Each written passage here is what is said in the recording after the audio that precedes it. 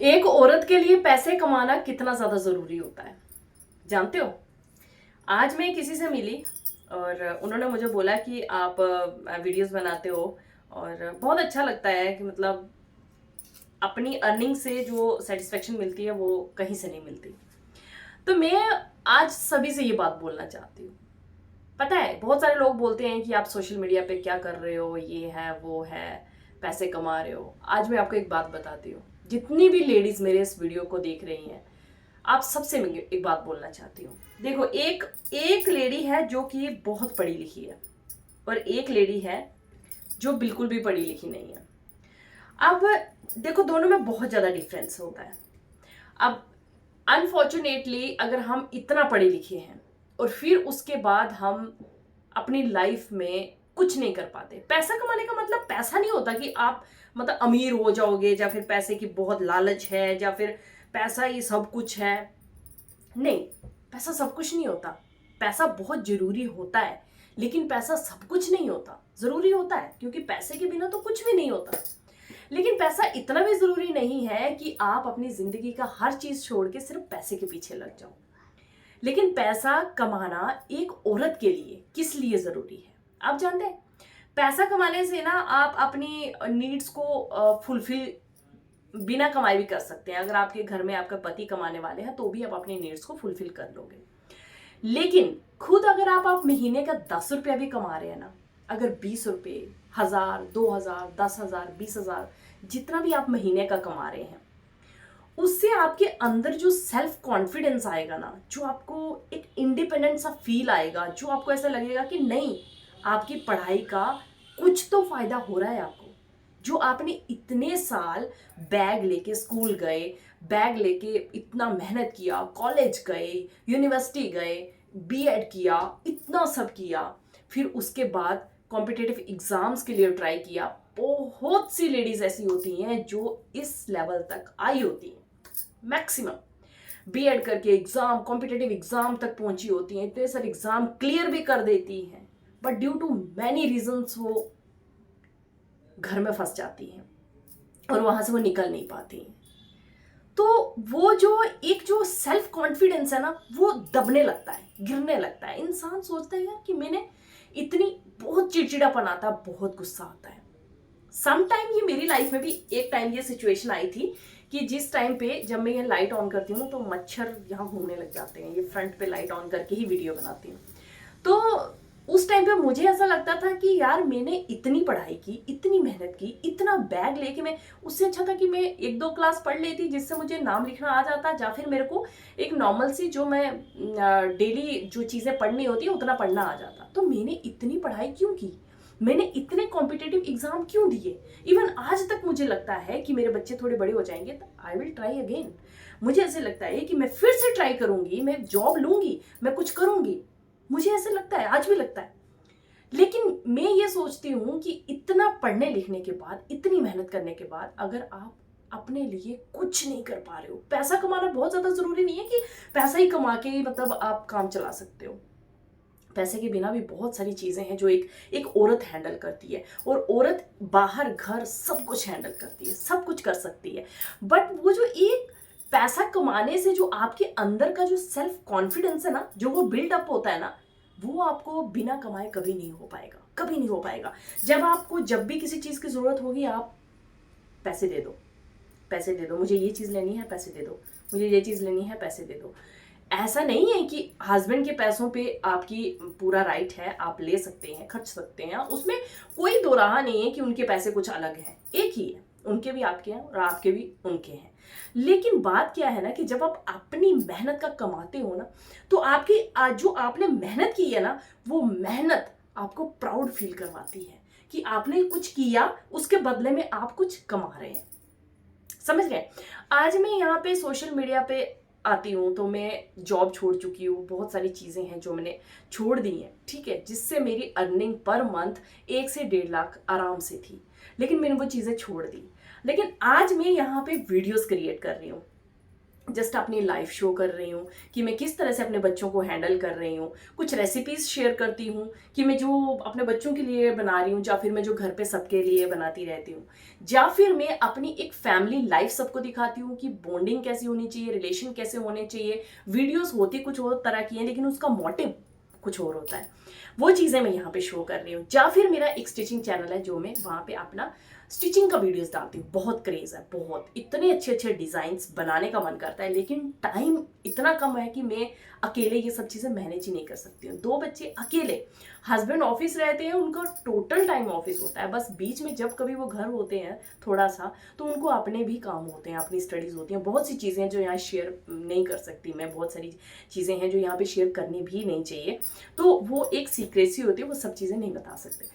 तो उनको अपना भी कुछ टाइम निकालना पड़ता है, जिस वजह से होल डे वो बहुत ही कम टाइम फैमिली को दे पाते हैं।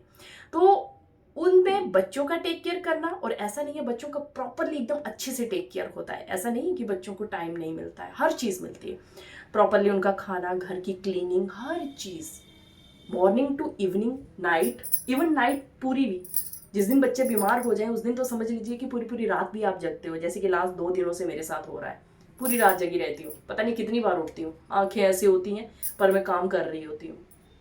सो उतना सब करने के बाद भी जब आप पूरे दिन में अपने लिए टाइम निकालते हो, बहुत सारे लोग बोलते हैं ना सारा दिन वीडियो बनाते रहते हैं, आप खुद इमेजिन करिए कि 2 बच्चों को आपको, अगर मान लीजिए कि आप कुछ भी नहीं कर रहे अपने बच्चों के लिए, कुछ भी नहीं कर रहे, लेकिन आप उसके ये सोचिए कि फिर भी बच्चे आपके अंदर हैं, आखिर में वो खाने के लिए तो रोएंगे ही ना, या फिर किसी और चीज के लिए तो वो चिल्लाएंगे ही ना।